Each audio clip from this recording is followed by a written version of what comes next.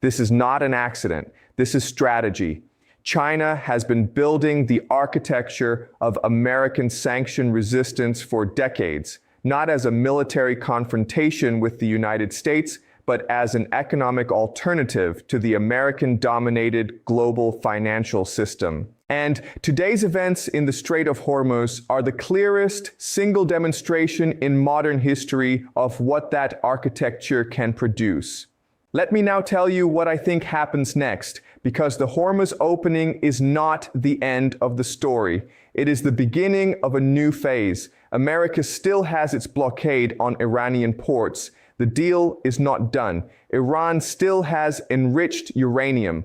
The nuclear question is unresolved. The ceasefire expires in 4 days. And yet Iran has already made the move that America spent 48 days trying to force it to make. Iran opened the strait. Iran linked it to Lebanon. Iran set the terms.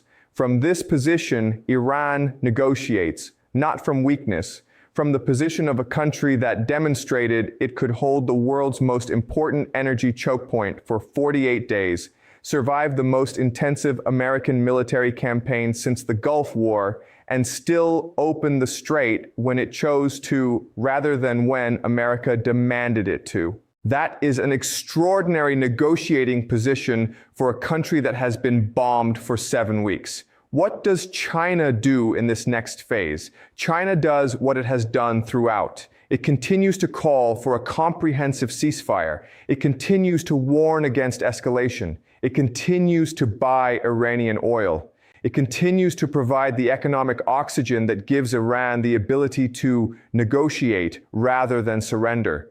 And when the deal is eventually made, whatever form it takes, China will emerge with something more valuable than any military victory. China will emerge with a permanent structural position as the country the rest of the world goes to when it needs protection from American economic pressure. Spain's prime minister said it openly.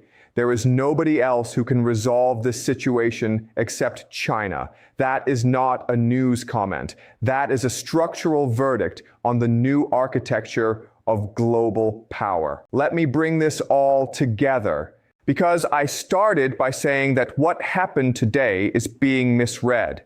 And I want to be clear about what the correct reading is. America did not force Iran to open the Strait of Hormuz.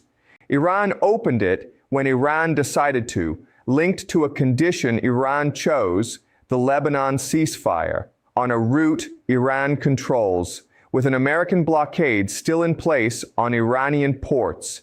Trump said, "Thank you." Stocks went up, oil went down, and everyone called it a victory. The correct reading is this: Iran was able to make that choice, able to choose the timing, the conditions, the framing, because China spent a decade building the economic infrastructure that kept Iran alive under the most intense American pressure it has ever faced. China's yuan payment systems, China's dark fleet logistics, China's strategic petroleum reserves, China's UN Security Council veto, these are the structural reasons that America could not simply force Iran's hand through military power alone.